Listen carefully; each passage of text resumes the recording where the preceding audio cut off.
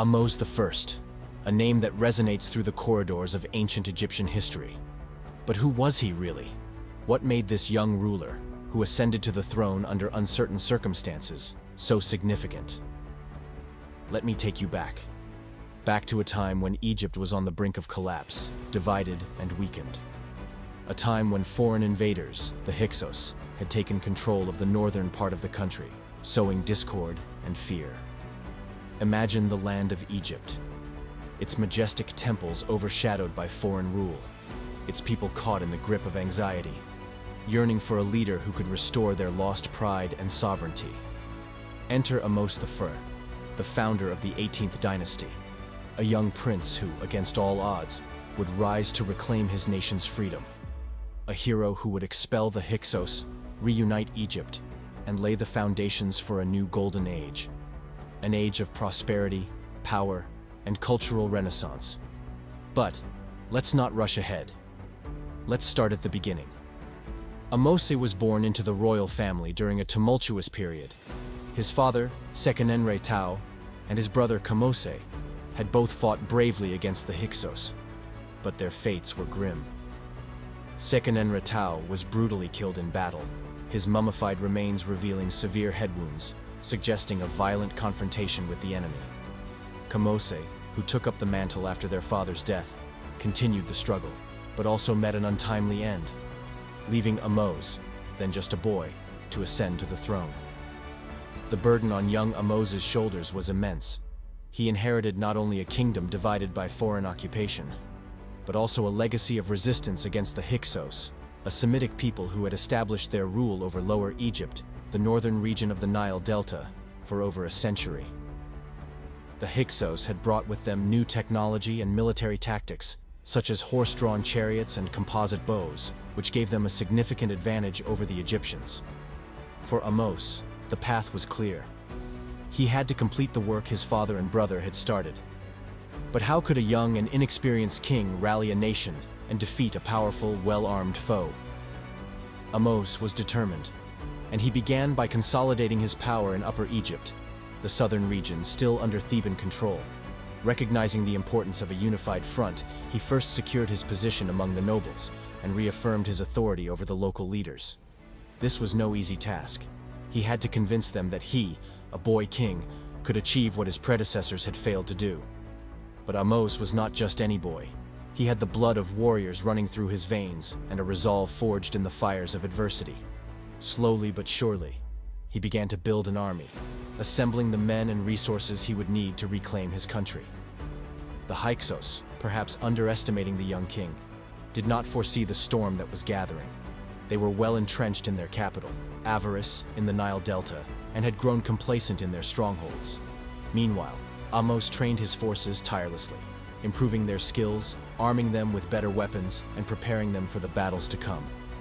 He also capitalized on the technological advancements that the Hyksos had brought with them, incorporating the use of the horse-drawn chariot, which was still relatively new to Egyptian warfare. And then, the time came. Ahmose led his army northward in a series of strategic campaigns, gradually reclaiming territory from the Hyksos. The battles were fierce, bloody, with heavy losses on both sides. But Ahmose showed remarkable strategic acumen, using clever tactics to outmaneuver and overwhelm his enemies. His first target was Memphis, a major city that was under Hyksos control. Capturing Memphis was a significant victory. It gave him control over a critical part of Lower Egypt and sent a strong message to the Hyksos that their grip on the country was slipping. But the Hyksos would not be easily defeated, and the fight for Avaris, their capital, would prove to be the ultimate test of Ahmose's leadership. The siege of Avaris was long and grueling. The Hyksos defended their city fiercely, using every advantage they had. But Ahmose was relentless. After a prolonged and bloody siege, Avaris finally fell. Ahmose and his army stormed the city, dealing a decisive blow to the Hyksos rule in Egypt. Yet even after this victory, the work was not done. Some of the Hyksos fled to Sharuhen, a fortress in the southern Levant. Ahmose, determined to crush any remnants of their power, pursued them across the borders of Egypt. The siege of Sharuhen lasted for 3 long years, but eventually, Ahmose emerged victorious, eliminating the last major stronghold of the Hyksos and securing Egypt's borders from future invasions. But Ahmose's mission was not just about warfare, it was also about restoring the soul of Egypt. The Hyksos occupation had left scars on the land and the psyche of its people. They had disrupted the traditional ways, and their rule had been marked by a blending of cultures that was, for many Egyptians, unwelcome. Ahmose understood that to truly rebuild his country, he needed more than just military success. He needed to revive the cultural and religious identity that had made Egypt great in the first place. To do this, Ahmose undertook an ambitious program of reconstruction and development. Temples that had been desecrated or destroyed during the Hyksos occupation were restored to their former glory. Cities were rebuilt. Public works projects were initiated to repair the infrastructure that had suffered during the years of conflict. The Theban god Amun, who had been a local deity, was elevated to a national prominence, and his temple at Karnak was expanded and adorned with the spoils of war. This move not only restored religious order, but also strengthened the authority of Ahmose's new dynasty by aligning it closely with the divine. Furthermore, Ahmose reopened Egypt's trade routes, which had been disrupted during the occupation. Trade with the Levant, Nubia, and the Aegean Islands flourished once more, bringing much-needed wealth and resources into the kingdom. This influx of goods and wealth helped to stabilize the economy and set the stage for Egypt's cultural renaissance in the centuries to come. Ahmose's initiatives also extended to domestic policy. He restructured the administration, ensuring loyalty among local governors and reinforcing the centralized power of the monarchy.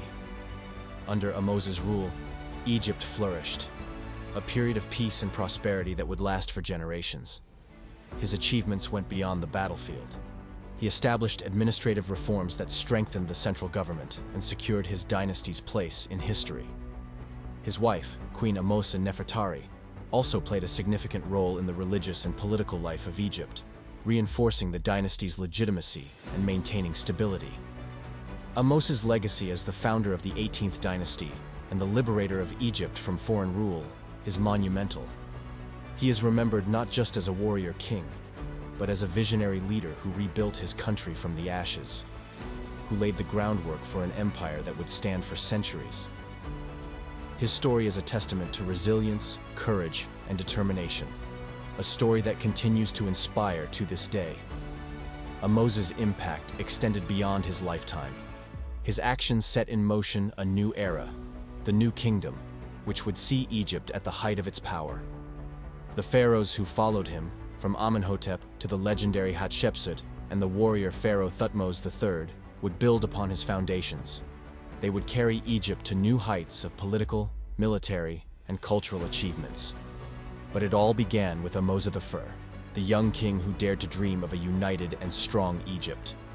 So, next time you think of ancient Egypt, remember Ahmose I, the young king who rose from the shadows of defeat to lead his people to a new dawn, a leader who united his country, who fought for its freedom, and who paved the way for the golden age of the pharaohs. And there you have it, the story of Ahmose I.